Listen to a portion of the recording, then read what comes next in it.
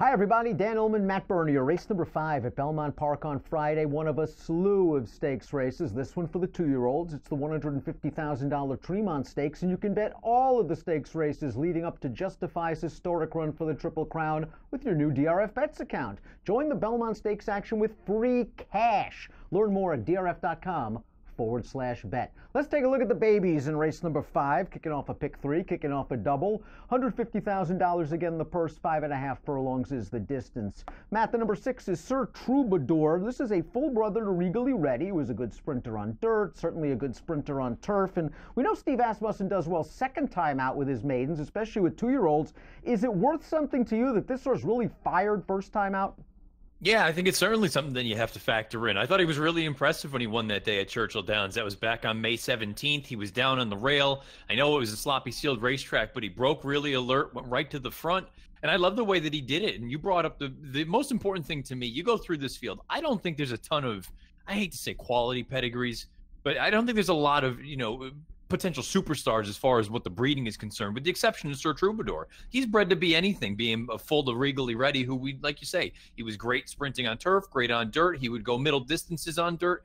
I kind of feel like he's probably one of the most likely win candidates in this race. I just wonder how they're going to bet the race. And while, we're used to these speedy 2-year-olds, plenty of gas in these races, you look at the Timeform US pace projector, we're not expecting a blazing pace up front. Sir Troubadour is expected to be out there among the early leaders. And then you've got one of 3 Todd Pletcher trainees pushing. That's the number 3 Social Fan. This is a son of Overanalyze. He's a West Virginia bred, 1 second time out with the addition of blinkers, and I guess his speed is an asset because, again, there are not a lot of burners. I do think he needs to take a step forward.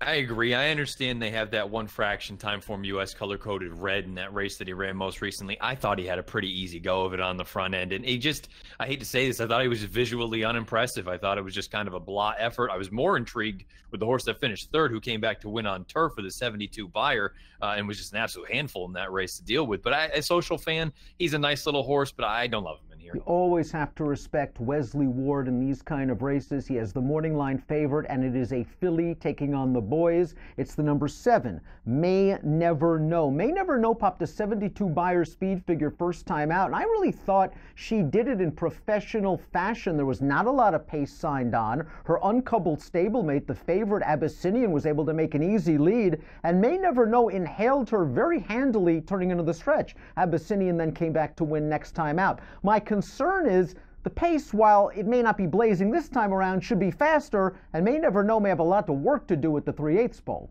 She's probably going to have to run a little bit faster earlier than she did in that most recent run, but I was encouraged by it. I thought she looked really good out there. And again, I mean, it's no shock that Wesley Ward had a good 2-year-old and had him ready to go. He ran 1-2 in that race.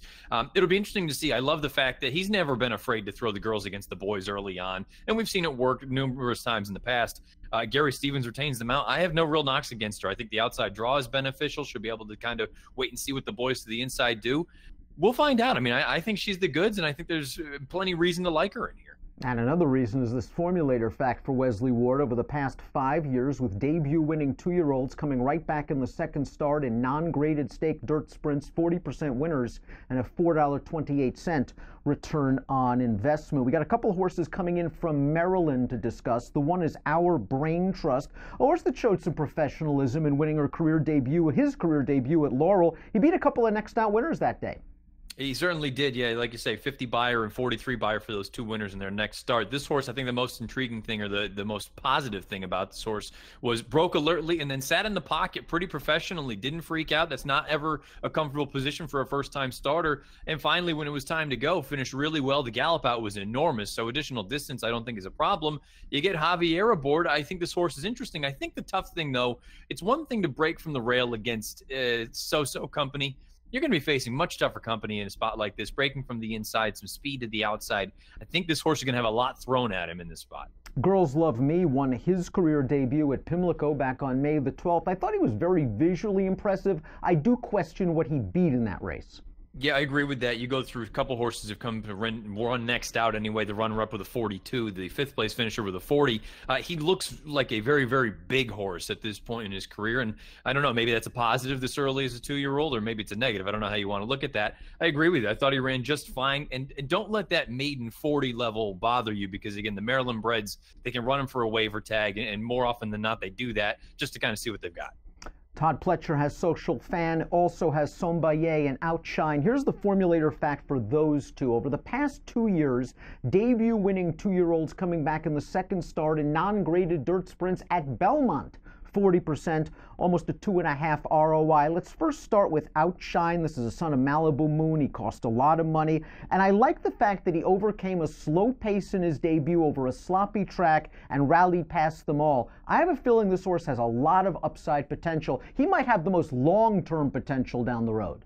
100%. I was just going to say that. I feel like if you needed to make a bet on a horse going forward and possibly being something as a 3-year-old, maybe it's Outshine. I agree with you. The fact that he overcame a wet track, he was wider than wide, and John really didn't look like he was concerned at any point. Asked the horse to go, and he finished very well. I think he's really talented. You bring up an important piece, though, for any of these horses coming from off of it. I always like to see that you've gone and passed horses already, but if the pace doesn't materialize, are you going to be up against it here on Friday? Let's take a look at our top selections for the Tremont, because you're going with the other Pletcher formulator fact runner, the 2 Sombaye, very impressive debut winner at Gulfstream Park. It's not often that you see 4.5 furlong races won by over 6 lengths. Sombaye was bet down to odds on and ran like it. Yeah, now he may not have beaten anything in a spot like that, and visually he needed to do a lot. You look, Tyler Gaffalione was all over him early on, getting the stick out going into the turn, and they basically break going into the shoot down there. But I kind of like the fact that he just stayed on and really finished in a really impressive fashion. I don't think 5.5 furlongs is going to be a problem for him. If you believe the time form ratings, he is just way too slow to win a race like this. But we know at this point in the year, they can jump up in giant numbers anytime from start 1 to start 2 and 2 to 3. I'm a little bit concerned about the pace. If the pace doesn't materialize, maybe he has too much to do, because I don't think he's going to be that close to it. But I just was impressed with what he did out there. The Dam, she was a nice turf horse. I think he's okay. And again, I don't have a super strong opinion in here. I'll take a shot with him. Give me numbers. I'm going to go 2-7-6-1. I'll go with May Never Know. I know it's a filly taking on the boys, but in Ward, I trust in these situations. I do like the outside post. I do believe that she can be a little bit closer to the pace. The outside post does help because Sir Troubadour is going to be probably on or near the lead. I think May Never Know will be stalking. Those are the 2 horses I'll be leaning on in the multis, the 7 and the 6. I'll also use a little bit of the 4 Outshine, who might have the most upside. So 7-6-4 for me in the Tremont. Race number 5 at Belmont on Belmont Stakes Eve, the Friday before the Belmont. And you can play all the action all weekend long with your new DRF Bets account. Join the action with free cash. Learn more at drf.com/bet. Approximate post time for the Tremont, 2:56 Eastern on Friday afternoon. Good luck.